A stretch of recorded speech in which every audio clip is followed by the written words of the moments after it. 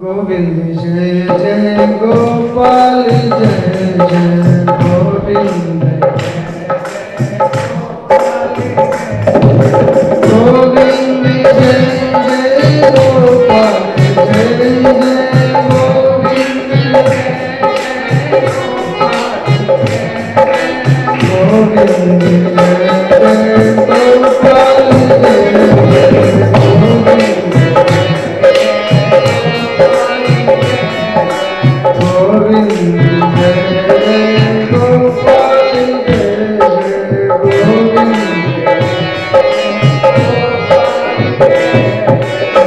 गोविंद भगवान की जय जय श्री राधे।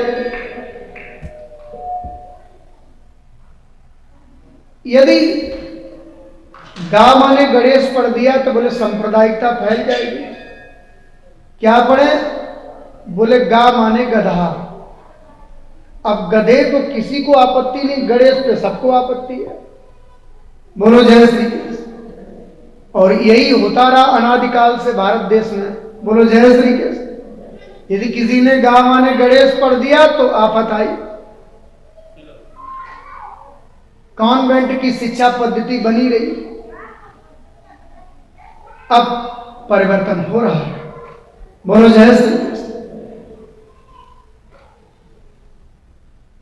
क्योंकि जब तक हमें अपनी संस्कृति का बोध नहीं होता है, अपने संस्कृति के प्रति हमारे अंदर कट्टरता नहीं होती है, तब तक हमें सदियों तक कोई भी लूट सकता है।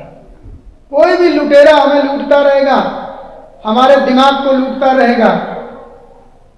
इसलिए संस्कृति और संस्कार ये परिपक्व होने चाहिए। ये है सरकार, हम तो वही विद्या अध्ययन कराते हैं जो आपने निर्धारित कर रखी है। अरे मूर्खो, मेरा बालक मेरी गोद में बैठ के कह रहा है कि जाओ आप जंगल में जाकर के भगवान का भजन करो। अच्छा, तो तुमने नहीं सिखाया। मुझे लगता है मुझे मेरे शत्रुओं को कोई व्यक्ति छुपे हुए हैं कि देवताओं की कोई काली चाल है, उन्हीं ने मेरे छोटे से बेटा की बुद्धि बिगाड़ के रखी है। महाराज मुझे नहीं पता। अब संडा मर्क लेकर के गए प्रहलाद को और एकांत में पूछा, वत्स प्रहलाद भद्रम ते सत्यम कथय माम रसा बालानंद कुतस्तुभ्ये मेष बुद्धि विपर्या। बेटा प्रहलाद सच बताना, ये तुम्हारी बुद्धि बिगाड़ने वाला कौन है, मुझे बताओ। प्रहलाद बोले, वाह प्रभु, इस दुनिया वालों को देखो, जो भी आपकी शरण में आता दुनिया वाले उसे पागल ही कहते हैं। प्रहलाद बोले, मुझे कोई नहीं सिखाता है, मेरे हृदय में भगवान बैठे हैं, वही प्रेरणा देते हैं।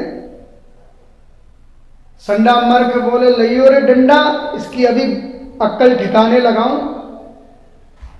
कहां दैत्यों के चंदन जैसे वन में ये कांटे वाला पौधा कहां से उत्पन्न हो गया? दैत्य इस चंदन वने जातो यम कंटक द्रुमा। अब देखो, यहां संडा मर्क असुरों के संगठन को चंदन का वन कहते हैं और प्रहलाद को कांटे वाला पेड़ कहते हैं। वाह प्रभु, ये दुनिया वालों की बुद्धि देखो कितनी माया से ग्रसित है। जो भी सही मार्ग पर जाता है उसको ही दुनिया वाले बिल्कुल पागल कहते हैं। वाह प्रभु, ये आपकी माया का प्रकोप नहीं तो और क्या है? जिसके चित्त में माया लगी होती है फिर क्या? क्योंकि किसी को विषय रूपी भुजंग काट ले तो उसे परमात्मा कड़वे नजर आते हैं। भगवान की कथा में भी उसका मन नहीं लगता है। यदि मीठी दवा आपको कड़वी लग रही है, कोई मिठाई मीठी मिश्री आपको कड़वी लग रही है, इसका मतलब आपको रोग है। और कड़वा नीम आपको मीठा लग रहा है, इसका मतलब आपको कोई रोग है। डॉक्टर के पास जाना चाहिए। जिसको विषय रूपी सर्प ने काटा है उसे भगवान कड़वे नजर आते हैं। उसे भगवान की लीलाएं, भगवान की कथाएं, ज्ञान में उसका चित्त टिकता नहीं है। क्योंकि विषय रूपी भुजंग ने उसको काट लिया है। बोलो राधे राधे। प्रहलाद वही कह रहे हैं। प्रहलाद जी प्रतिदिन यही क्रम चलने लगा। प्रतिदिन विद्यालय जाते हैं, पढ़कर के वापस आते हैं। एक दिन प्रहलाद से हिरण्याकश्यप ने पूछा, बेटा प्रहलाद, आज तुम बताओ, तुमने सबसे अच्छी विद्या तुमने जो सीखी हो वो मुझे बताओ। संडा और मर्क प्रहलाद को लेकर के आए हिरण्याकश्यप के पास। हिरण्याकश्यप अपनी गद्दी पर, आसन पर बैठा हुआ है, सिंहासन पर।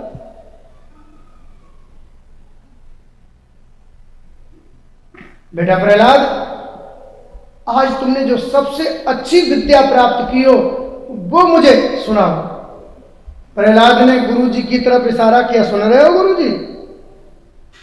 जब पूछते हैं सबसे अच्छी विद्या पूछते हैं और सुनना चाहते हैं सबसे घटिया बात।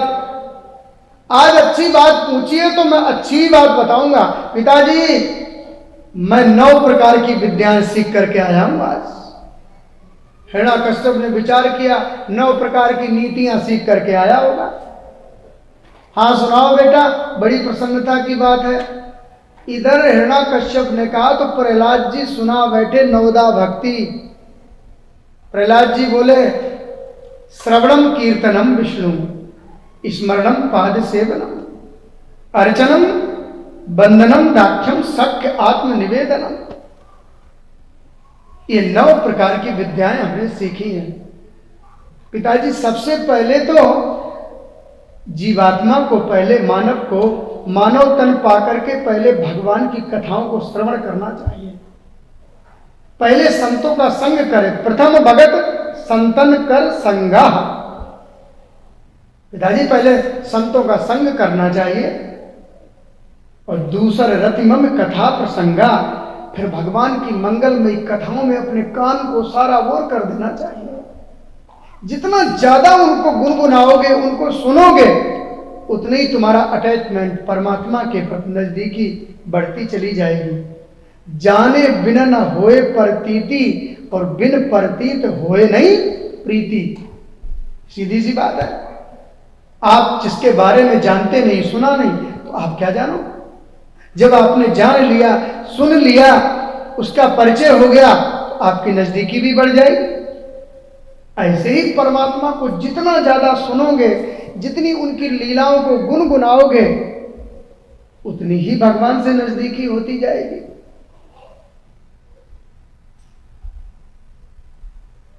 जिसको श्रवण किया जाए उसका कीर्तन भी किया जाए,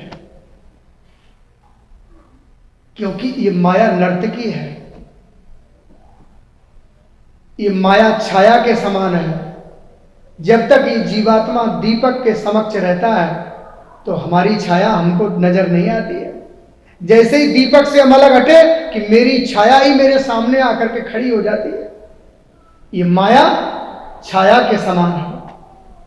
जीवात्मा जब परमात्मा को भूल जाता है तो माया इसको तत्काल पकड़ लेती है। ये नर्तकी माया से बचने के लिए भगवान का यजन और स्मरण, भगवान की मंगल में गुणानुवाद का श्रवण करना चाहिए। ये नर्तकी शब्द को उल्टा करो तो क्या बनता है? नर्तकी शब्द को उल्टा करो तो क्या बनेगा? कीर्तन।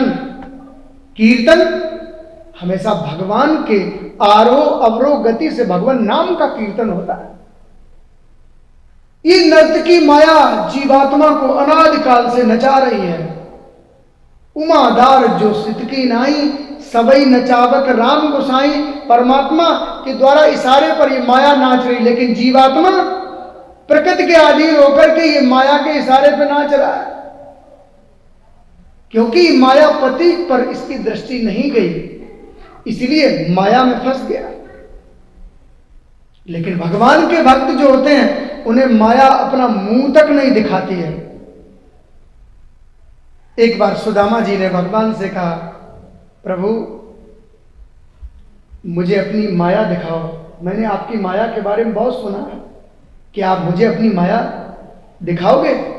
भगवान बोले, सुदामा तुम मुझे भूल जाओ, तभी मेरी माया तुम्हें दिखाई देगी। प्रभु मैं आपको कैसे भूल सकता हूं? यदि तुम मुझे नहीं भूल सकते हो तो मेरी माया का दर्शन आपको नहीं हो सकता। जब जीवात्मा भगवान के सन्मुख रहता है तो माया उसका कुछ नहीं बिगाड़ पाती है। तुम मुझे भूल जाओ। सुदामा कहते, प्रभु मैं तो बहुत प्रयास करता हूं मैं आपको भूल जाऊं, लेकिन भुलाने पर भी भुलाया नहीं जा सकता। एक भक्त ऐसे हैं जो भगवान को भुलाना चाहते हैं लेकिन नहीं भूल पाते। हम ऐसे अभागे हैं, हम भगवान को याद करना चाहते हैं, याद नहीं आते। सिया राम में सब जग जानी, गोस्वामी तुलसीदास को सर्वत्र भगवान का दर्शन होता है, लेकिन हमें नहीं होता है। क्यों? क्योंकि हमने इस दुनिया को देखा, जो भी दिखाई दिया मैंने उसका भोग कर लिया।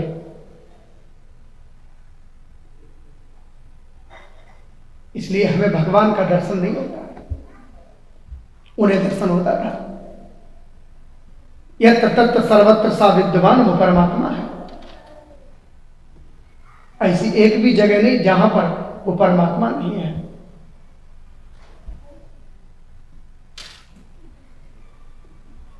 हर जगह मौजूद है पर नजर आता नहीं। योग साधन के बिना उसको कोई पाता नहीं। सर्वत्र परमात्मा है, परमात्मा ही परमात्मा है, उसके अलावा कुछ भी नहीं है।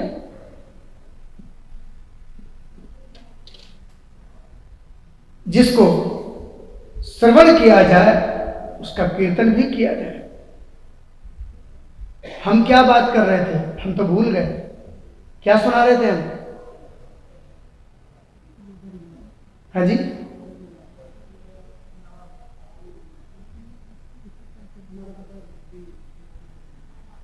मैं भूल जाता हूं, बीच में बता दिया करो। बोलो जय श्री। सुदामा जी को ने कहा माया का दर्शन करो। बोलो राधे राधे, बोलो जय श्री कृष्ण। अब कंजूसी मत करो, अब थोड़ी देर तो बोलना ही पड़ेगा। बोलो जय श्री कृष्ण। सुदामा जी ने कहा, प्रभु मैं भूलना चाहता हूं पर मैं आपको भूल नहीं पाता हूं। यहां पर हम थे, ठीक है ना? ये माया नर्तकी जीव को नचाती है। मैं कैसे आपको भूलूं? एक दिन कृष्ण और सुदामा घूमने के लिए निकले। एक दिन सुदामा जी गोमती नदी में स्नान करने जैसे ही उतरे, वहां जैसे ही डुबकी लगाई सुदामा एक क्षण गोविंद को भूल गया। अचानक देखा तो बाढ़ आ गई, प्रलयंकारी प्रभंजन, सारी पृथ्वी जलमग्न हो गई। सारी पृथ्वी जलमग्न हो गई। सुदामा जी उसमें डूबते उतराते किनारे पर पहुंचे, एक घास को पकड़ा। इतने में ही एक हाथी ने आकर के सुदामा को आकर के गले में माला पहनाई। लोगों ने आकर सुदामा को बाहर निकाला, हाथी पर बिठा करके नगर में लेकर के गए और सुदामा जी का विवाह राजकुमारी के साथ करवा दिया। देखो सुदामा जी का क्या हो रहा है, विवाह करवा दिया। सुदामा जी तो इतनी अपनी पत्नी में आसक्त हो गए, उनके कई बच्चे हुए। एक दिन क्या हुआ, धर्म पत्नी अस्वस्थ हो गई, धर्म पत्नी का राम नाम सत्य हो गया, खत्म हो गई। सुदामा जी तो रोने लगे, परेशान होने लगे। लोगों ने कहा चिंता मत करो, वो जहां पर गई है वहां तुम्हें भी हम भेज देंगे। क्योंकि वहां का ये परंपरा थी कि पत्नी के साथ वो पति को भी चिता पे चढ़ा दिया जाता था, उसको भी सता होना पड़ता था। ये सती सता होते हैं ना। अब सुदामा जी तो परेशान हो रहे थे, लोगों ने पकड़ करके जैसे ही चिता की ओर रखने को हुए, सुदामा जी एकदम छटपटाए। उन्हें वहां पर जल्दी से कृष्ण की याद आ गई। अरे मुझे तो संध्या वंदन करनी थी, मैं तो ब्राह्मण हूं, मुझे संध्या वंदन करनी।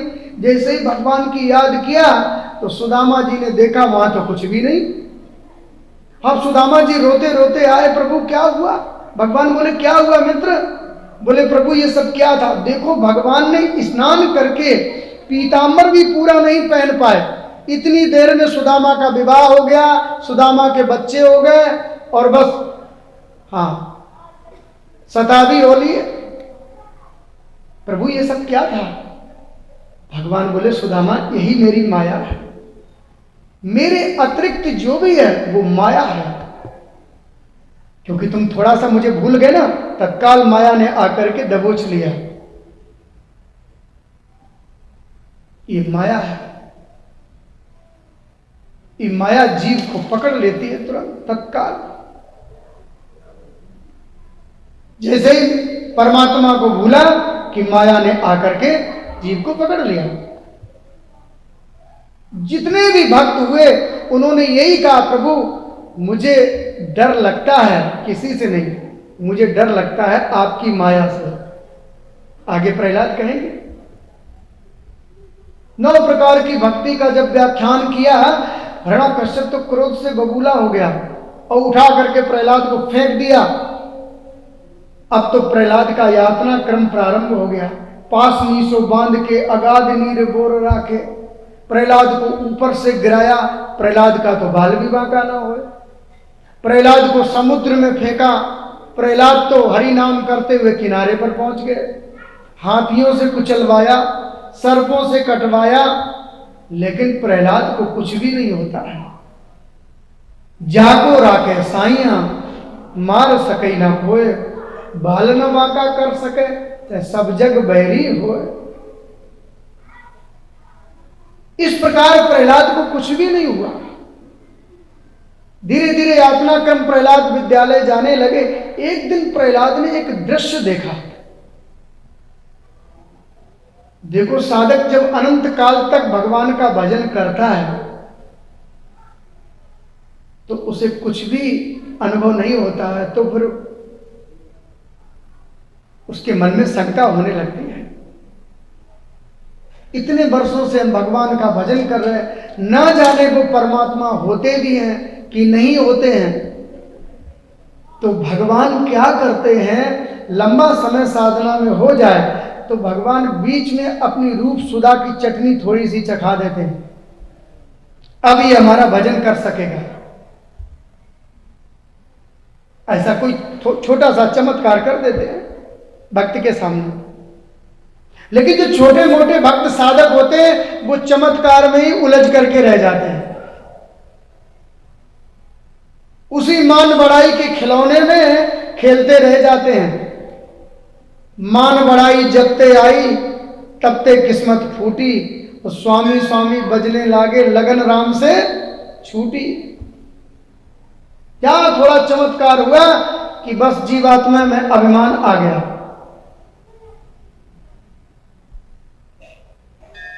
लेकिन भगवान के सच्चे साधक होते हैं, उन्हें भी जीवन में किसी भी प्रकार का अभिमान नहीं होता है। अभिमान कैसा भी है वो बुरा है। अभिमान आते ही पतन प्रारंभ हो जाता है, क्योंकि जो भी तुम्हारे पास है वो मिला हुआ है, और मिला हुआ अपना नहीं होता है, तो किस बात का अभिमान। जो कुछ देख रहे हो सब मिला हुआ, और जो मिली हुई वस्तु जो है परिस्थिति, वो किसी की दी हुई धरोहर है, और उस धरोहर को जैसा लिया वैसे ही तुम्हें वापस करना है। ज्यों की त्यों धर दीनी चदरिया।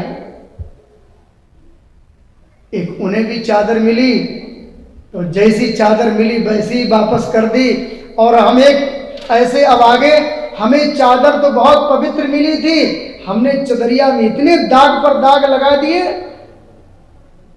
कि दाग छुड़ाए नहीं गए। ये जीवन एक चदरिया की तरह ही तो है। यदि कपड़ा हमें मिला है तो उसको साफ करके रखेंगे तो वो विडंबना से बचा रहेगा, और यदि दाग पर दाग लगाए तो फिर क्या करें जी?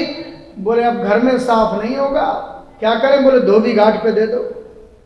और धोबी घाट पे तो आप जानते हो कैसी मरम्मत होती है कपड़े की, चाहे कपड़ा फटे चाहे कुछ भी हो, उसका लक्ष्य साफ करना। ऐसे ही जीवात्मा अपने जीवन में इस चदरिया में दाग पर दाग लगा देते हैं। नहीं, अगर जो हम धोबी घाट पर देने की उस विडंबना से इस वस्त्र को बचाना चाहते हैं तो क्या करो? बोले घर में ही प्यार से हल्के साबुन से धुल दो, तो उस विडंबना से बचा रहेगा। और फिर तुम दाग पर दाग लगाते गए इस जीवन की चदरिया में, फिर क्या? फिर जीवात्मा को सीधा नरक है। रौरव मारौर कालसूत मस्वत्र व लाला वक्ष सार में बैतरणी कुयोदा 28 नरकों का वर्णन किया गया है। बोले 28 नरक क्या है? वो सुधार ग्रह है। दे दो उस कपड़े को, वहीं इसका सुधार होगा। इसलिए ये 28 नरकों का वर्णन किया गया है। वहां पर प्रश्न भी कर दिया, भाई कौन से कर्म करने से कौन सा नरक मिलता अपराध करने से? यदि किसी ने रिश्वत लेकर के, ध्यान देना, यदि किसी ने रिश्वत लेकर के, पैसा लेकर के किसी की झूठी गवाही दी तो उसे रौरव नाम का नरक मिलता है। रौरव नाम के नरक में रुरु नाम का कीड़ा होता है। वो इधर से घुसता है, इधर निकलता है, इधर से इधर, पूरे शरीर को छन्नी कर देता है। जीवात्मा को बड़ी तकलीफ होती है, लेकिन ये जीवात्मा मरता नहीं है। ध्यान देना, यातना, ये जब शरीर छूट जाता है, तो कि समय कम है, ये जब शरीर छूट जाता है तो जीवात्मा को स्पेशल यातना शरीर मिलता है। उस शरीर के लाख टुकड़े करने पर भी जीवात्मा मरता नहीं, क्योंकि वो यातना शरीर है। बोलो राधे राधे। यदि किसी ने किसी मुर्गे को मार करके रांध करके खाया, ध्यान देना, किसी ने मुर्गे को मार करके रांध करके खाया तो बोले उसे कुंभी पाक नाम का नरक मिलता है। और भैया कुंभी पाक नाम का नरक क्या है? ये मुर्गा है, ये दारू है, शराब है। ध्यान देना, ये आप लोग तो खैर ऐसा कुछ खाते पीते नहीं होंगे, क्योंकि आप लोग भगवान के भक्त हैं। यदि कोई खाता पीता हो तो मुझे दे देना, हम ले जाएंगे। बोलो जय श्री कृष्ण। हाँ, कथा सुनने के बाद छोड़ देना। लिखा है 28 नरक है। जहां शराब आ गई, जहां मदिरा आ गई, वहां ऐसा कौन सा पाप है जो आना जाए? मैं देखता हूं लोग मदिरा पीने वाले बड़ी बड़ी ज्ञान की बात, ऊंचा ज्ञान छांटते हैं, लगता है इनसे बढ़कर दुनिया में कोई ज्ञान ही नहीं। हाँ, बोलो राधे राधे। अब उनसे कहो तुम खड़े कहां हो? खड़े हो कीचड़ में और बात कर रहे हो ब्रह्म ज्ञान की। बोलो जय श्री कृष्ण। कहा ना, कलयुग का मानव विषयों में फंसा होगा लेकिन बात करेगा ब्रह्म ज्ञान की। नहीं, ऐसा नहीं। तो यहां पर वो बात कही गई कि रौरव महारव, यानी कि कुंभी पाक नाम का नरक उसको मिलता है। बोले कुंभी पाक नाम का नरक कैसा होता है जी? बोले कुंभी पाक नाम का नरक होता है, वहां पर हजारों मन भट्टी पर एक कढ़ाई चढ़ी होती है, उसमें सरसों का तेल उबलता है।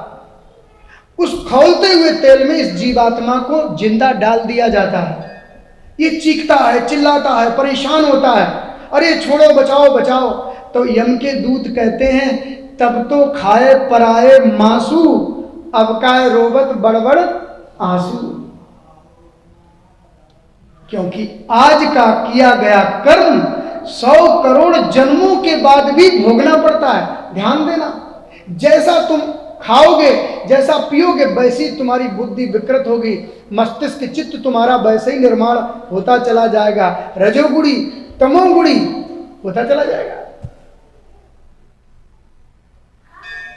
इसलिए तुम दुनिया का सुधार नहीं कर सकते हो, लेकिन कम से कम अपना तो सुधार कर ही सकते हो। ऐसा दुनिया में कौन है जो अपना सुधार नहीं कर सकता? बोलो जय श्री कृष्ण। दुनिया को सुधारने का, उपदेश देने का आचार्यों का काम है। वो रात दिन इसी में लगे रहते हैं, दुनिया को ज्ञान देते, उपदेश देते, क्योंकि उनको उसी प्रकार का नशा है। लेकिन हम किसी को सुधारने में अपना ही सुधार करूं। और ध्यान देना सज्जनों, जिसने अपने आप को सुधार कर लिया वो दुनिया में सबसे बड़ा सूरवीर है। जिसने अपना सुधार कर लिया, जिसका अपना सुधार उसका जगत का सुधार।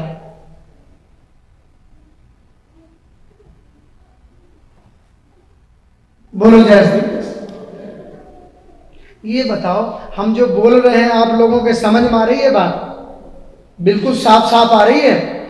हाँ, तो इस प्रकार बता। तो प्रहलाद जी के पावन चरित्र के माध्यम से ये हमें बताया जा रहा है, नम प्रणीतम न पर प्रणीतम। प्रहलाद जी विद्यालय जा रहे थे। प्रहलाद जी कुछ उदास खिन्न थे। आज परमात्मा ने अपने लाडले प्रहलाद के लिए एक चमत्कार कर दिया। प्रहलाद जी विद्यालय जा रहे थे, माता कयादु ने विद्यालय भेजा। प्रहलाद का यातना क्रम चल रहा है।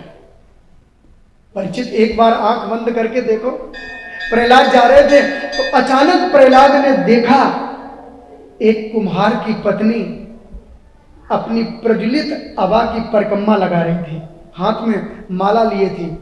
नारायण नारायण नारायण, भगवान नारायण का 4 अक्षरों के नारायण नाम का जप कर रही थी। प्रहलाद ने यह चमत्कार देखा। क्या मेरे पिता श्री के राज्य में, दैतेंद्र के राज्य में भी क्या भगवान नाम लेने वाले भी लोग हैं क्या? प्रहलाद ने पास में जाकर के उस माता से कहा, मां ये आप माला लेकर के क्या कर रही हो? बोले, राजपुत्र मैं भगवान का भजन कर रही हूं। प्रहलाद बोले, मां क्या तुम्हें मेरे पिता श्री का डर भय नहीं है? वो जो भगवान विष्णु का, जो भगवान नारायण का नाम लेते हैं, उनके पूरे खानदान को खत्म करवा देते हैं। क्या तुम्हें भय नहीं है? उसी समय उस माता ने कहा, उसकी आंखों में अश्रु आ गए, राजपुत्र यदि मेरे मरने से, यदि मेरे पापों का प्रायश्चित इसी जीवन में हो जाए तो मैं अभी मरने को तैयार हूं। मुझे मृत्यु का कोई भय नहीं है। मुझे तो पापों का भय है, मेरे जीवन में कोई पाप अपराध ना हो जाए। प्रहलाद बोले, मां आपसे क्या अपराध ऐसा हो गया है? तो वो माता कहती है, बेटा प्रहलाद, मैं जब अपने कच्चे बर्तनों का जब आवा लगा रही थी, कुम्हार जब बर्तन बनाता है, बर्तन जब सूख जाते हैं फिर आवा लगाते हैं ना, बर्तनों की चिनाई करते हैं। मैं बर्तनों की चिनाई कर रही थी, आवा कोई चिनाई कर रही थी, बर्तन लगा रही थी, तो एक घड़े में, एक मटके में नवजात बिल्ली के 4 शिशु बैठे थे। मैंने सोचा इनको बाद में अलग कर दूंगी, लेकिन मैं भूल गई। वो बिल्ली के बच्चे उसी में रह गए। अग्नि प्रज्वलित हो गई, अग्नि जल रही है आभा की। मैं भगवान से मनाया करती हूँ, मेरे से गलती हो गई, प्रभु उन बालकों का बाल भी बाका ना हो। उनके प्राणों की रक्षा की याचना भगवान से करती हूँ। प्रहलाद बोले, माँ क्या इस प्रकार के भजन करने से क्या उन बच्चे बच जाएंगे? वो माँ कहती है, राजपुत्र मुझे पूर्ण विश्वास है, यदि परमात्मा कृपा करेंगे तो उन बच्चों का बाल भी बांका बिल्कुल नहीं होगा। प्रहलाद के मन में जिज्ञासा उदय हो गई। और ध्यान देना, पहले भक्त के मन में जिज्ञासा उदय होती है, उसके बाद में एक एक कदम भगवान की लीलाओं कथाओं की तरफ और भगवान की तरफ उसका एक एक कदम बढ़ने लगता है। पहले जिज्ञासा, तत्व जिज्ञासा दर्शन, कृष्ण दर्शन लालसा। और ध्यान देना, ये जो संस्कृत में लालसा जो शब्द है ना, ये भक्ति मार्गी है। आपके जीवन में एक बार लालसा जागृत हो जाए, कृष्ण दर्शन लालसा, ये लालसा शब्द ही आपको ले जा करके भगवान से मिला देगा। उस टेढ़ी टांग वाले मोर मुकुट वाले से। बोलो जय श्री। ये लालसा एक बार जागृत हो जाए। फिर क्या था? प्रहलाद ये सब भगवान की कृपा का दर्शन प्रत्यक्ष करने के लिए वो इधर उधर ही उसके इर्द गिर्द ही घूमने लगे। अवा की जब अग्नि शांत हो गई, जब शांत हुई तो सामने जब अवा के बर्तन निकाले गए तो देखा, प्रहलाद ने भगवत चमत्कार देखा कि आसपास के बर्तन सारे पक गए और बीच में अवा में अग्नि पहुंची ही नहीं। देखा तो अग्नि के बीच से बिल्ली के बालक जीवित निकल आए। प्रहलाद को जो हिरण्याकश्यप ने, प्रहलाद के पिता ने जो भय दिखाया था, प्रहलाद के हृदय से सर्वथा सदैव के लिए वो पलायन कर गया। यह परमात्मा की अद्भुत कृपा। प्रतिदिन प्रहलाद विद्यालय जाने लगे। प्रहलाद जी तो उछल करके नारायण नाम का कीर्तन करने लगे। नारायण 4 अक्षरों का नाम नारायण है। आइए आप भी 4 अक्षरों का नाम नारायण गुनगुनाते हैं। आप लोग पीछे से बोलेंगे, श्रीमन नारायण नारायण नारायण, श्रीमन नारायण नारायण। सभी लोग बोलेंगे, श्रीमन नारायण नारायण नारायण, श्रीमन नारायण नारायण, श्रीमन नारायण नारायण, श्रीमन नारायण, श्रीमन नारायण नारायण नारायण, श्रीमन नारायण नारायण,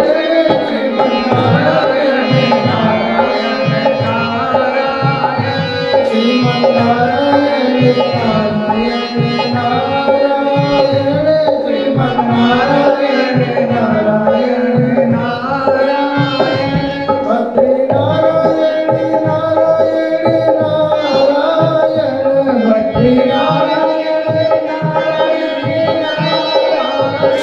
कृष्ण नारायण नारायण नारायण, कृष्ण नारायण नारायण, हरि नारायण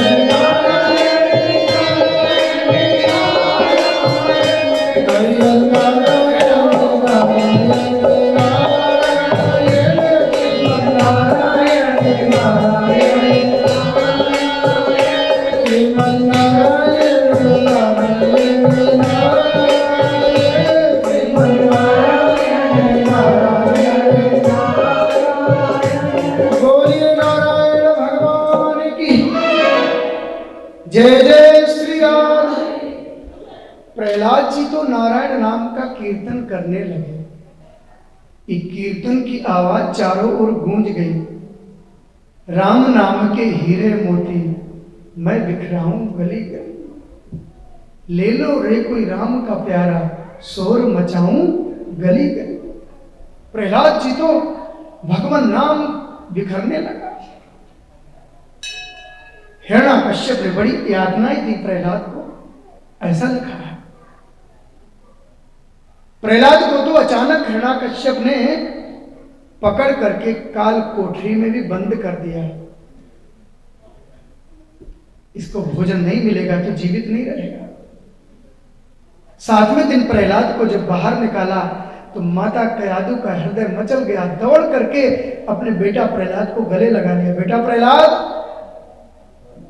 तुझे बहुत जोर की भूख लग रही होगी। 7 दिन से मैंने तुझे देखा भी नहीं, ले तू भोजन कर ले। प्रहलाद बोले, मां तुम कैसी बात करती हो? प्रतिदिन तुम आकर के मुझे भोजन तो कराती थी और आप कहती हो मैंने आपको देखा नहीं। यदि मां, यदि तू नहीं थी तो वो कौन था? माता कयादु के मुख से निकल गया, बेटा प्रहलाद, वही तेरा नारायण होगा। मां तुम मुझे रोज बिल्कुल तेरे जैसी मां मुझे प्रतिदिन थाली लेकर के आती थी और मुझे एकांत में भोजन कराती थी, मेरे सिर पे हाथ घुमाती थी। क्या आप नहीं थी? वो कौन थी? माता कयादु के मुख से निकल गया, बेटा प्रहलाद, वही तेरा नारायण होगा। नारायण होगा? क्या मां वो नर से नारी भी बन जाता है? माता कयादु के मुख से निकल गया, बेटा वो सब कुछ बन जाता है, वो कर्तुम अकर्तुम अन्यथा सर्व कर्तुम सामर्थ्यवान है, वो सब कुछ बन जाता है। प्रहलाद जी मां की गोद से उतर करके नृत्य करने लगे। उस समय प्रहलाद को जिस व्यक्ति ने भी स्पर्श किया उसे भगवत भक्ति का करंट लग गया। किसी को करंट लगा हो और दूसरा व्यक्ति उसे पकड़ ले तो उसे भी करंट लगता है। ये भगवान की महिमा ही ऐसी है। यदि कोई भगवान का भक्त है, निरंतर भगवान से जुड़ा है, यदि तुम जाकर के उसके चरण पकड़ लोगे, जो उसे कृपा प्राप्त हो रही है वही तुम्हें भी प्राप्त होगी। ये बताया। यदि कोई नगर में एक भी भक्त उत्पन्न हो जाए तो देखते देखते देखते देखते कंठी माला वाले, झान मजीरा वाले लोगों की भीड़ लगनी चालू हो जाती है। ये बीमारी है, ऐसी छुआछूत की बीमारी है। यदि जिसको लग जाए तो कभी दोबारा छूटती नहीं है। और ये प्रहलाद खुद तो रोगी था, इसने और आकर के रोगी और बना दिए। अब जब रोग ठीक ना हो और छुआछूत की बीमारी हो तो फिर डॉक्टर साहब कहते हैं इस रोगी को ही ठिकाने लगा दो। बोलो राधे राधे। यदि आपका उंगली गलने लगी और डॉक्टर साहब कह दें कि जल्दी से ये उंगली को कटवा दो नहीं तो पूरा शरीर गलने लगेगा, तो बुद्धिमानी इसी में है कि अपनी प्रिय उंगली को कटवाने में ही समझदारी है। यानी कि अन्य शरीर की रक्षा के लिए उंगली कटवाना भी हमारा धर्म बन जाता है। ऐसे ही ये प्रहलाद मेरा प्रिय पुत्र, मेरा अंग है, तो क्यों ना इसको ही ठिकाने लगा दिया जाए। प्रहलाद क्योंकि भगवत भक्त है, जो भी व्यक्ति उनका स्पर्श करता है उसे भगवान की भक्ति प्राप्त हो जाती है। बड़े पवित्र हैं। ये बताया। प्रहलाद का क्रम चलने लगा। एक दिन प्रहलाद विद्यालय में थे। प्रहलाद के मित्रों ने आकर के प्रहलाद को घेर लिया। और देखो, विद्यालय में जो छात्र बहुत पढ़ने में आगे होते हैं ना, मेधावी छात्र, तो गुरुजी कभी कभी उन्हीं को क्लास में छोड़ जाते हैं। बोले आज तुम अपने मित्रों को पढ़ाओगे। और गुरुजी से पूछने में संकोच लगता है, थोड़ा डर लगता है, लेकिन अपने मित्र से पूछने में कोई डर नहीं।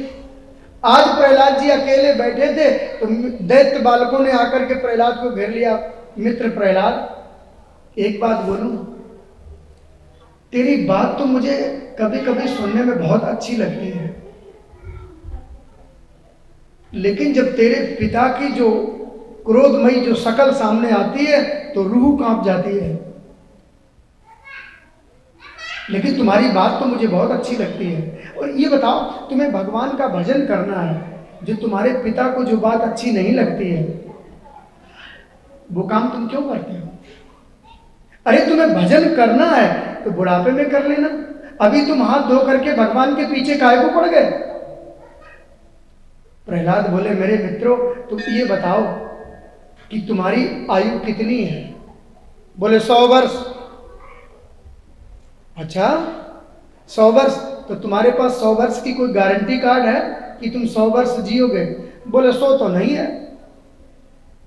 प्रहलाद बोले, चलो थोड़ी देर के लिए मान लेते हैं कि तुम 100 वर्ष चलोगे, लेकिन 100 वर्ष में 50 वर्ष तो यूं ही निकल जाते हैं खर्राटे बजाने में, लड़कपन खेल में बीता, जवानी वो नींद में बीती, बुढ़ापा देख कर रोया, खुदा के पास जाना है।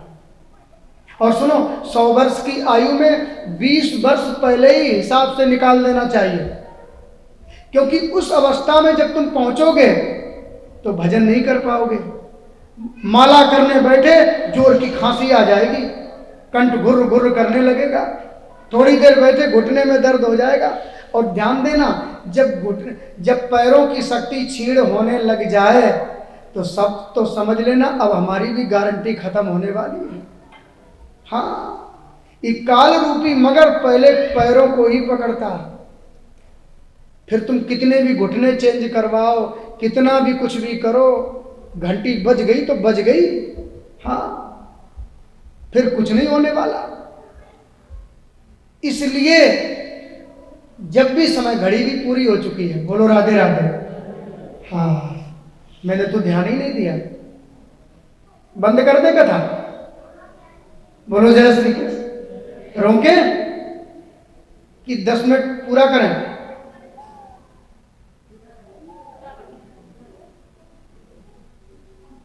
भाई बोलो सब लोग, कथा रोके? चलो जल्दी कर देते हैं, अब शताब्दी में बैठ के जल्दी जल्दी करते हैं ना, तो घड़ी आगे जा रही फिर। तो प्रहलाद जी महाराज फिर क्या था? प्रहलाद जी का अद्भुत जीवन है। मैं क्या बता रहे थे, घड़ी की तरफ ध्यान चला गया। क्या बोल रहे थे हम? हाँ, प्रहलाद मित्रों से बात कर रहे हैं, है ना, यही है ना, मित्रों से बात कर रहे हैं। प्रहलाद तुम्हारी बात मुझे अच्छी लगती है, लेकिन तुम्हारे पिता को जो बात अच्छी नहीं लगती है उसे छोड़ दो ना। और तुम्हें भजन करना है तो बुढ़ापे में कर लेना, अभी तुम भगवान के पीछे हाथ धो करके काय को पड़ गए हो। प्रहलाद बोले, मित्रों तुम्हारी आयु कितनी है? कौमार आचरित प्राज्ञो धर्मान भागवतम निहा दुर्लभम मानुषम जन्मा तदप्य दुर्गमर्तदम। मेरे मित्रों, जिसने बचपन से भागवत धर्म का अनुशीलन नहीं किया, वो बुढ़ापे में भगवान का भजन करेगा इसकी कोई गारंटी नहीं है। क्योंकि जन्म जन्म मुनि यतन कराई अंतराम कही आवत नाही। जैसा आपको अभ्यास होगा वही होगा। इसलिए जिसने बचपन से भगवत भक्ति नहीं की, वो बुढ़ापे में भजन करेगा नहीं कर पाएगा, क्योंकि जैसा उसको अभ्यास है उसी चीज में जाएगा चित्त। ये भक्ति बात है। बोलो राधे राधे। 20 वर्ष पहले ही निकाल दो और 50 वर्ष निकल गए, बचा कितना? फिर विवाह किया, फिर नून तेल लकड़ी गौरक धंधे में, बेटे की शादी करो, फिर पोते की शादी करो, क्या फिर जैसे आए थे वैसे ही चले गए। एक क्षण भी इस जीवात्मा कभी सोच ही नहीं पाता, आसक्ति में ही समय निकल जाता, क्योंकि संसार का आकर्षण इतना विचित्र है कि व्यक्ति को संसार ही अच्छा लगता है, छूट नहीं पाता है। लेकिन वो कभी ये नहीं विचार करता है कि दुनिया बनाने वाला जो है, उसने जो दुनिया बनाई वो कितना सुंदर होगा। कभी विचार किया? उसके पास कितने सांचे होंगे, आए दिन नए मॉडल बनाता चला जा रहा है। सारे संसार में जाओ, एक से चेहरे वाले कोई व्यक्ति नहीं मिलेंगे। कभी उसकी कारीगरी को देख करके कभी उसकी तरफ ध्यान गया हमारा? तो हमें उसकी याद आनी चाहिए। कारण का गुण कार्य में आता है। किसी ने कहा ना, नाम तुम्हारा तारणहारा, नाम तुम्हारा तारणहारा, नाम तुम्हारा तारणहारा, जाने कब दर्शन होगा। जिसकी रचना कितनी सुंदर, वो कितना सुंदर होगा। जिसकी रचना कितनी सुंदर, वो कितना सुंदर होगा। नाम तुम्हारा तारणहारा, नाम तुम्हारा तारणहारा, कब तेरा दर्शन होगा। जिसकी रचना कितनी सुंदर, वो कितना सुंदर होगा। जिस परमात्मा ने इस दुनिया को बनाया वो कितना सुंदर होगा। कितने प्रकार के फल, रंग बिरंगी दुनिया। आपने मोर को देखा, कितनी कारीगरी परमात्मा ने भरा, कितने रंग। कभी भी मोर के पंख का रंग फीका नहीं पड़ता। हम कितनी भी कारीगरी करें, आज रंग चटक है कल फीका पड़ जाएगा। लेकिन भगवान जो रंग भरते हैं वो रंग कभी फीका नहीं पड़ता। हाँ, जो भगवान ने रंग बना दिया तो तुम कितना भी denting, painting, cream, powder, plaster रगड़ते रहो, हाँ, चाहे कितने भी साबुन लगाओ, अब जो उसने बना दिया, तुम कितना भी करते रहो, सुंदर होने वाले नहीं। बोलो जय श्री कृष्ण। परमात्मा जिसे बना दे तो फिर क्या कहना। तो उसे कभी भी याद करो। कभी पहले के गाने भी बड़े सुंदर होते थे, आजकल तो गाने भी बड़े खतरनाक हैं। पहले थे, आप पहले पुराने देखो, दुनिया बनाने वाले क्या तेरे मन में समाई, तेने काहे को दुनिया बनाई। अब देखो पुराने, आजकल तो कुएं में भांग है, कान से सुना ही नहीं जाता, ऐसे ऐसे गाने आ गए। बोलो राधे राधे। और ये फिल्में देखनी नहीं चाहिए, अब तो बॉलीवुड वालों का अस्तित्व ही खत्म हो गया। बोलो जय श्री कृष्ण। अब कोई नहीं पूछने वाला। तो इस प्रकार प्रहलाद, अब जल्दी जल्दी पूरी बात करते हैं। प्रहलाद जी फिर क्या था, देखा यातना क्रम प्रारंभ हुआ, अचानक फिर क्या था, बालकों में बात होने लगी, बहुत अच्छी लग रहा है तो कीर्तन होने लगा।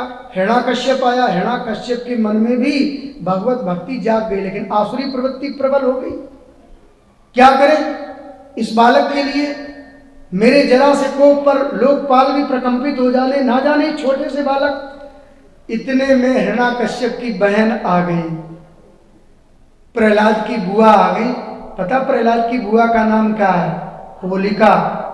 अरे भैया, इस छोटे से बालक के लिए आप परेशानी मुझे सौंप दो, मैं इसको अभी ठिकाने लगाती हूँ। ब्रह्मा जी का वरदान है, हमारे पास बढ़िया चदरिया है, ओढ़ करके बैठ जाऊंगी और भतीजे को गोद में ले दूंगी और लगा दो आग, भतीजा जल जाएगा, मैं बाहर आ जाऊंगी। पूरी योजना करके होलिका ने किया, होलिका में आग लगा दी। फिर क्या था, होलिका तो जल गई, प्रहलाद हरि नाम लेते हुए बाहर आ गए। अग्नि गुलाब की तरह शीतल हो गई। हिरण्याकश्यप ने कहा, प्रहलाद तुझे गर्मी नहीं लगी, अग्नि का ताप नहीं पिताजी। अरे तुझमें इतना बल कहां से आ गया। प्रहलाद बोले, सवई बलम बलिनाम चापरेशाम। आपने ब्रह्मा से वरदान मांगा है, मेरे प्रभु ब्रह्मा को भी बल देने वाले हैं। ठीक है, तुझे तो मैं बाद में देखूंगा, पहले तेरे नारायण को ही देख लेता हूं। यस्तया मंद भाग्यत्यो मदन्यो जगदीश्वरा क्वासो यदि सर्वत्र कस्मात स्तंभे न दृश्यते। अरे प्रहलाद, वो कहां तेरा नारायण है। बोले ये पिताजी, ये को वो कहां नहीं है, क्या इस खंबे में भी है। प्रहलाद ने कहा हां। बोले भगवान कहां, जहां भक्त की हां भगवान वहां। आज भी भगवान प्रत्येक खंबे में है, लेकिन उनको निकालने वाला प्रहलाद चाहिए। सूर अनेक फिरे कर मांगत, वो पग सूर सुस्वाद कहां, पुरताल मंजीरा बजाती फिरे, मीरा मतवाली सी चाह कहां है। सिया राम कथा कितनों ने लिखी, तुलसी जैसी मर्याद कहां। कितनों ने लिखा, ये है नरसिंह प्रत्येक खंबे में है, परंतु निकालने वाला प्रहलाद चाहिए। नरसिंह बसे प्रतिखंबन में, पर कारण को प्रहलाद कहा। सर्वत्र भक्त की यहां भगवान वहां। एक बार तो हिरण्याकश्यप को यह परिहास सूझा। हिरण्याकश्यप ने सोचा हम तो अमर होकर के आए, उसने अचानक लेकर के एक गदा लेकर के और उसने खंबे में मारी, तड़तड़ा करके खंबा फट गया। वहां से नरसिंह भगवान प्रकट हो गए। बोलिए नरसिंह भगवान की। आधे नर आधे सिंह, मानो भगवान मिलावट होकर के आ गए। अब युद्ध होने लगा। हिरण्याकश्यप को अभिमान था, मैंने सीधे ही ब्रह्मा से वरदान मांगा, हम तो अमर हो चुके, हमें मारने वाला कौन। भगवान ऐसे खेलने लगे जैसे पक्षी राजगरुड़ सर्पों से खेलते हैं। फिर बाद में देख लिया, भगवान ने हिरण्याकश्यप को पकड़ करके गोद में लिटा लिया और बीच देहरी में बैठ गए, दरवाजे के बीच में, और मुस्कुरा करके बोले हम तुम्हें मारेंगे। हिरण्याकश्यप बोला श्रीमान जी आप मुझे मार नहीं सकते हो। क्यों? मैंने विधाता ब्रह्मा से वरदान मांग रखा है। क्या? मैं न ऊपर मरूं न नीचे मरूं। भगवान बोले तू ही बता, तू ऊपर है कि नीचे? हिरण्याकश्यप बोला ना मैं ऊपर हूं ना नीचे हूं, मैं तो बीच में हूं। आपने बीच में लटका के रखा है, गोद में है और बीच देहरी में बैठे, यानी कि पूरी उसने अक्कल लगा दी थी। जीवात्मा की अकल वहां तक बुद्धि नहीं जा सकती जो भगवान कर सकते हैं। बोले फिर भी आप श्रीमान जी मुझे मार नहीं सकते हो। क्यों? हमने विधाता ब्रह्मा से एक वरदान और मांगा। क्या मांगा? ना बोले मैं नर से मरूं ना मृग से मरूं। भगवान बोले सुनो, तू देख मैं नर हूं कि मृग हूं, हैं? मैं मानव हूं कि शेर हूं?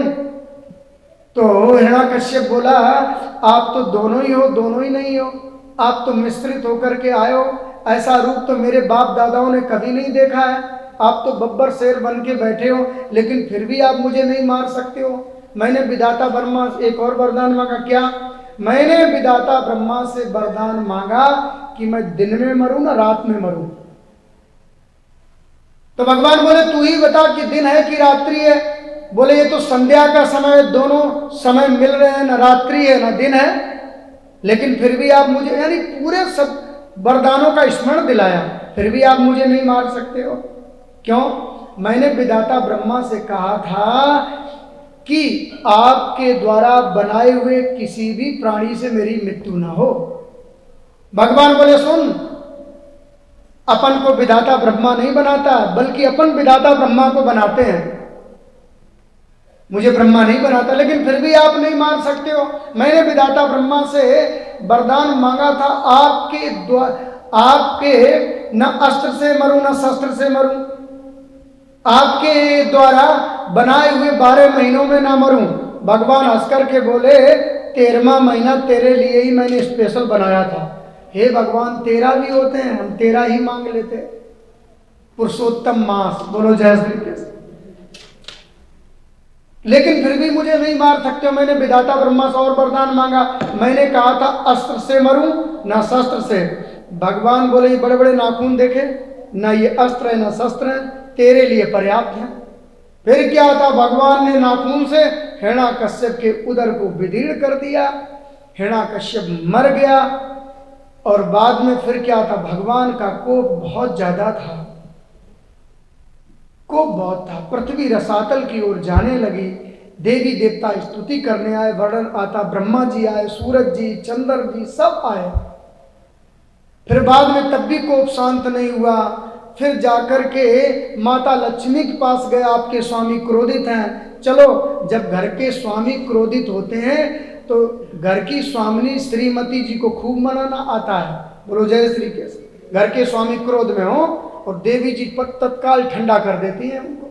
हाँ, देवी जी चाहे तो। फिर क्या था? वही भगवान आज नारायण थे, नारायण नाराज थे। देवता लोग दौड़ करके गए, माता जी क्या ये बताओ, देवता बहुत परेशान मालूम पड़ रहे हो। बोले आपके स्वामी, आपके पतिदेव लाल पीले बने बैठे, जल्दी उनको समझाओ, क्रोध कर रहे हैं। मेरे स्वामी को क्रोध, उन्हें कभी क्रोध नहीं आता है। फिर क्या था? माता लक्ष्मी ने सुंदर श्रृंगार किया, बड़ा सा सोने का आरता सजाया। छमछम करती हुई माता लक्ष्मी आई, पहले चरणों की आरती की। जैसे ही मुख की आरती करने को ही भगवान ने जोर की दहाड़ मारी। माता लक्ष्मी दैया मैया करके भागी और थाली तो गिर गई पूजा की। और माता लक्ष्मी सीधे जाके बैकुंठ में सांस ली, बहुत पटक लग गई। हे भगवान, कहाँ ला करके खड़ा कर दिया? ये मेरे पतिदेव नहीं है तो बब्बर शेर बने बैठे हैं। अदृष्टा पूर्वत्ता सानो पेयाय संकिता, ऐसा रूप तो मैंने कभी अपने स्वामी का नहीं देखा, कहाँ लाके खड़ा कर दिया। लक्ष्मी भी चलेगी, अब देवताओं की सांस ऊपर की ऊपर। हे भगवान, अब कौन शांत करेगा? प्रहलाद दूर से खड़े होकर टकटकी लगा के देख रहे थे, कुछ बोल नहीं रहे थे। इधर ब्रह्मा जी गए, भगवान शंकर भी गए, माता जी भी गईं, सब देवी देवता गए। प्रहलाद से हाथ जोड़ के कहा बेटा प्रहलाद, ये तुम्हारे लिए आए हैं, तुम्हारे लिए ऐसा रूप लिया, तुम जाकर के ही इनके क्रोध को शांत कर सकते हो। परीक्षित एक बार आंख बंद करके दृश्य देखो। प्रहलाद ने भगवान के मुखाकृति की तरफ नहीं देखा, भगवान के चरणों में देखा, क्योंकि भगवान की कृपा भगवान के चरणों में निवास करती है। प्रहलाद जी ने जाकर के जैसे नन्हे नन्हे हाथों से भगवान की स्तुति करना प्रारंभ किया, परीक्षित, भगवान ने झट से प्रहलाद को अपनी गोद में उठा लिया और गोद में उठा करके जैसे गौ माता अपने नन्हे से बछड़े को जीभ से चाटती है, सद्योजात बछड़े को, नरसिंह भगवान प्रहलाद को अपनी जीभ से चाटने लगे और क्या कहते हैं, बेटा प्रहलाद मुझे माफ करना, मेरे आने में विलंब हो गया, क्योंकि मेरे आने में विलंब हुआ इसीलिए कि तूने अपने कोमल जैसे अंगों पर इस दुष्ट हिरण्याकश्यप के प्रहार को सहन किया। ऐसा भक्त मेरा कोई नहीं हुआ, बेटा प्रहलाद मुझे माफ करो। जैसे ही देवी देवता देख रहे थे कि भक्त को तो भगवान से मैंने माफी मांगते हुए कई बार देखा, लेकिन भगवान को भक्त से माफी मांगते हुए पहली बार देख रहा हूं। केदम बपुकच भया सुकुमार मेतद कईता प्रमत्त कृत दारुण यात नास्ते आलोकितम विषम मेतद भूतपूर्वा छंतब मग यदिमय समय विलंबा। मेरे आने में विलंब हो गया प्रहलाद, इसलिए मुझे माफ करना, मेरे आने में विलंब हुआ। प्रहलाद को बार बार जीभ से चाट रहे हैं, गोद में लिए हैं। और इधर ब्रह्मा जी आगे बढ़े, भगवान ने ब्रह्मा जी को डांट दिया, खबरदार विधाता ब्रह्मा, तुमने अब दोबारा कभी किसी को ऐसा वरदान दिया, तुम सर्पों को दूध पिलाते हो, अहीनाम अमृतम यथा। मैंने पहले ही कहा था ये कलयुग के भक्त, इन्हें ठोंक बजा करके देख लिया करो, ये 3 बार वचन लेकर के सब कुछ मांग लेते हैं एक अगरबत्ती में। ठीक है, अब खाई सो खाई प्रभु, आगे खाए सो राम दुआई, ऐसी गलती दोबारा नहीं करेंगे। विधाता ब्रह्मा भी डरने लगे। प्रहलाद ने स्तुति की, भगवान बोले प्रहलाद तुझे मेरी गोद में डर नहीं लगता है? प्रभु मैं क्यों डरूं, देखो मेरे से तो मेरी पत्नी लक्ष्मी मुझसे डर करके भाग गई, ब्रह्मा जी भी डर गए, शंकर भी डर गए, सब डर गए, सूरज जी, चंद्र जी, कुबेर जी, कोई भी मेरे सामने आने में घबरा रहे, लेकिन तुझे डर नहीं लगता? प्रहलाद हंस करके बोले प्रभु आपने मेरे लिए ये रूप लिया, अच्छा मुझे ये बताओ, जंगल में शेर होता है, जब शेर दहाड़ मारता है तो जंगली जानवर जंगल खाली करके चले जाते हैं, क्या शेर का बच्चा कभी डरता है? वो दहाड़ मारते हुए अपने पिता शेर के कंधे पर बैठ जाता है बालक, क्या कभी वो अपने पिता से डरता है? क्योंकि वो जानता है कितना भी उग्र हो, लोगों के लिए खतरनाक है, लेकिन मेरे लिए तो मेरा पिता है। क्या पुत्र को अपने पिता से कोई भय होता है? प्रहलाद का जब ये भाव नरसिंह भगवान ने देखा तो उनके नेत्रों से अश्रु छलक आए। बेटा प्रहलाद ऐसा भक्त मैंने पहली बार देखा। प्रहलाद को बहुत दुलार किया। सज्जनों ये लंबा प्रसंग है और समय की सीमा है, और प्रहलाद ने अद्भुत स्तुति की और प्रहलाद को ये कहा वरदान मांगो, मैं तुझे पद दे। प्रहलाद ने कहा भक्त और भगवान के बीच में लेने देने की कोई बात नहीं है, मुझे कुछ नहीं चाहिए। भोगेन पुण्यम कुशलेन पापम कलेवरम काले जवेन हित्वा कीर्तिम विशुद्धाम सुरलोक गीताम बिताए मामेश शशिमुक्त बंदा। कुरुत्तम पिताजी का अंतिम संस्कार करो, जाओ मैं तुम्हें ये पदवी देता हूँ, तुम राज्य करो और बाद में तुम्हें मेरा धाम प्राप्त होगा। इस प्रकार प्रहलाद का अद्भुत सज्जनों चरित्र है। इसी के साथ वाणी को विराम देंगे। आज तक प्रवचन की धारा थी और इस प्रकार आइए 2 मिनट भगवान नाम लेते हैं, फिर बाद में अभी जैसे भी आज हनुमान चालीसा का पाठ भी होगा। और आइए 2 मिनट भगवान नाम लेते हैं, वाणी को विराम देते हैं। भज गोविंद गोविंद गोपाला, भज गोविंद भज गोविंद गोविंद गोपाला, भज गोविंद भज गोविंद गोविंद गोपाला, भज गोविंद मेरा मुरली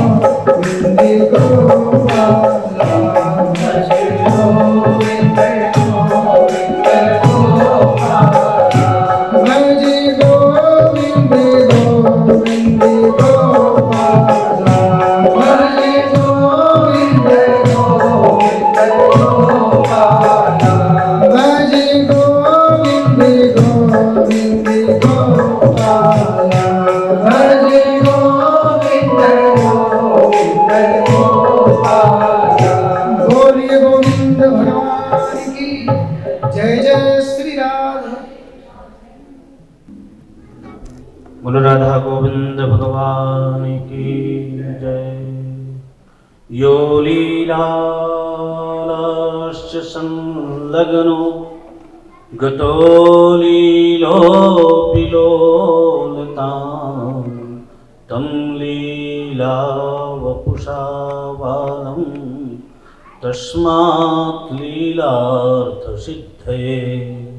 बोलो लीला बिहारी भगवान की जय। ज़्यादा समय न लेते हुए एक छोटा सा प्रसंग आप लोगों के साथ शेयर करते हैं। श्रीमद् भागवत महापुराण भगवान का वांग्मय स्वरूप है। ये कोई पुस्तक नहीं है, न कोई ग्रंथ है। श्रीमद् भागवत महापुराण के 11वें स्कंध में जनक जी महाराज नवयोगेश्वरों में पूछते हैं कि भक्ति का मतलब क्या है। नवयोगेश्वरों में एक योगेश्वर हैं जिनका नाम है करभाजन। करभाजन जी ने इसका आंसर दिया। आप लोगों ने ये एक श्लोक सुना होगा, धेया सदा परिभवग्नमविष्टदोषं तीर्थास्पदं शिवविरञ्जीतं शरण्यं प्रत्यार्थं प्रणपाल भवाब्धिभूतं वंदे महापुरुषते चरणारविंदम। ये करभाजन जी ने ही कहा है। और करभाजन जी ने कहा है कि भगवान के जितने भी ऑलमोस्ट अवतार हुए, सारे अवतार नॉर्थ में हुए। राम जी का जन्म अयोध्या में हुआ और अयोध्या से लंका तक गए। भगवान गोविंद का जन्म मथुरा में हुआ और मथुरा से ही सारी लीलाएं संभ्रम किए। और भगवान अपने भक्तों के पास गए। जिस तरह आज आप लोग भागवती गंगा में गोते लगा के आनंद ले रहे थे। करभाजन जी कहते हैं कि भक्ति महारानी द्रविड़ में पैदा हुई, दक्षिण में पैदा हुई। उत्पन्ने द्रविणे शाहम वृद्धि कर्नाटके गता क्वचिन क्वचिन महाराष्ट्रे गुर्जरे जीर्णतांगता।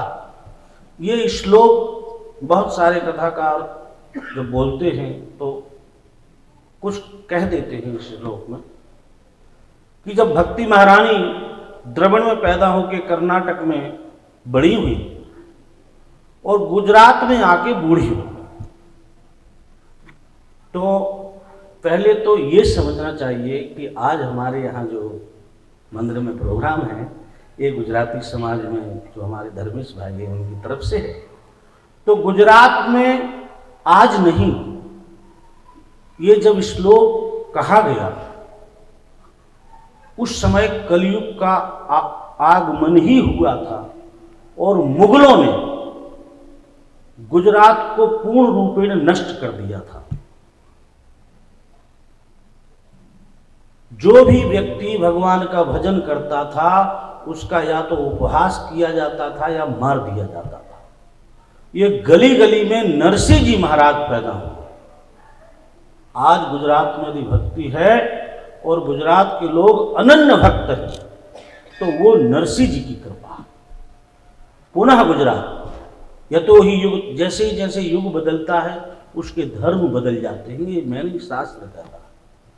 तो भक्ति महारानी द्रविड़ में पैदा होके और भगवान के दर्शन के लिए उत्तर में आती हूँ और भगवान उत्तर में पैदा होके दक्षिण में अपने भक्तों को आनंद देने जाते हैं।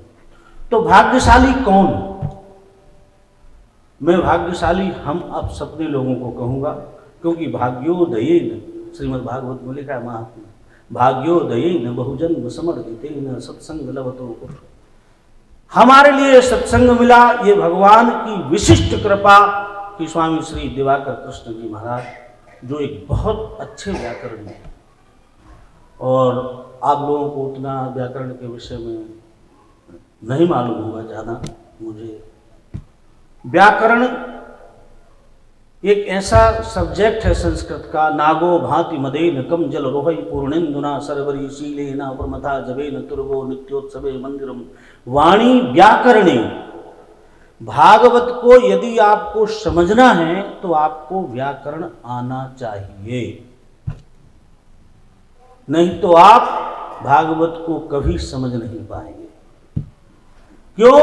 क्योंकि भागवत में बहुत सारी ऐसी चीजें दी हुई हैं जिनका साधारण अर्थ कुछ और है और तात्पर्य अर्थ कुछ और है। वेद व्यास जी ने कुछ और कहा। तो बहुत ही अच्छे मर्मज्ञ और व्याकरण से आचार्य किए हुए हैं दिवाकर जी महाराज, और इनका मैं बहुत बहुत धन्यवाद करता हूँ वैष्णो देवी हिंदू कमेटी की ओर से।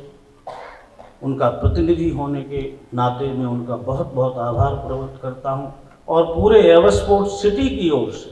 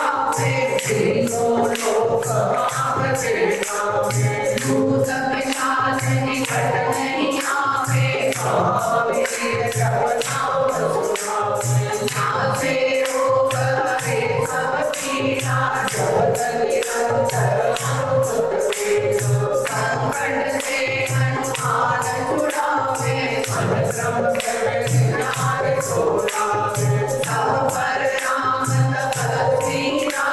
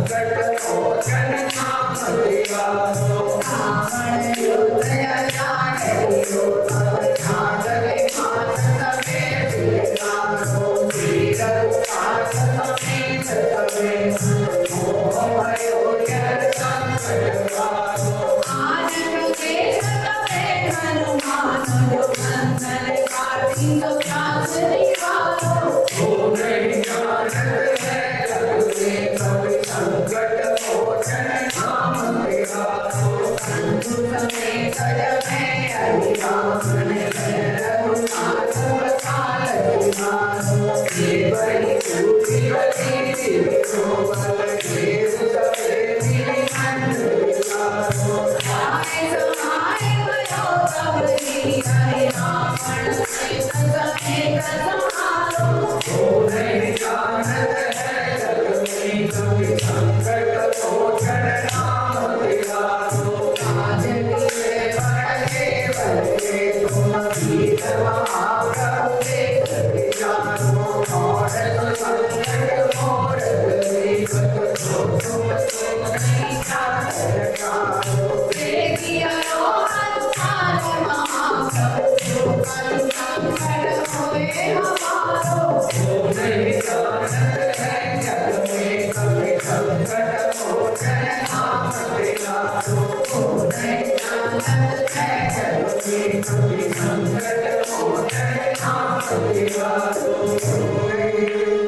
लाल दे लाली से अरुधर लाल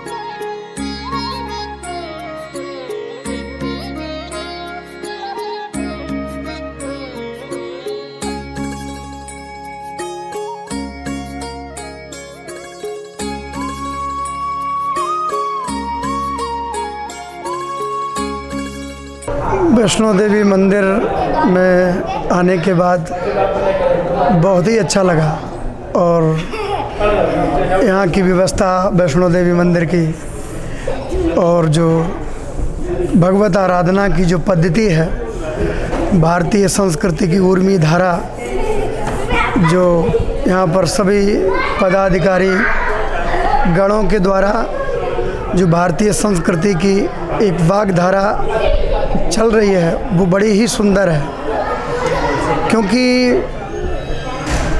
भारतीय संस्कृति बड़ी अद्भुत है और जो सनातन पद्धति है ये बड़ी अद्भुत है, क्योंकि सनातन धर्म बहुत पुरातन है और वही सनातन धर्म की ध्वजा को लेकर के भारतीय संस्कृति को पुष्पित पल्लवित करने के लिए और आगे उसके वृक्ष को बढ़ाने के लिए ये मंदिर सभी की कमेटी पदाधिकारी प्रधान जी सचिव साहब सभी लोग संलग्न इस कार्य के लिए।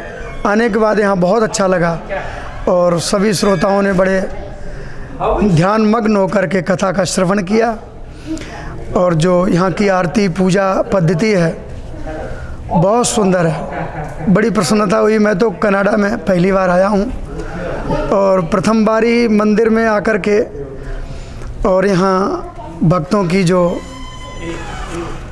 श्रवण शक्ति है बड़ी अद्भुत है और जो सेवा कार्य हैं यहाँ के बहुत सुचारू रूप से ढंग से चल रहे हैं। तो ये जो वृक्ष लगाया गया है ये संस्थान है, इसमें हम सभी लोगों को सभी भक्तों को मिलजुल करके इस पेड़ में सभी को अपनी यथाशक्ति सभी लोगों को अपनी आहुति डाल करके इस यज्ञ को इस पेड़ को हरा भरा करके रखना चाहिए।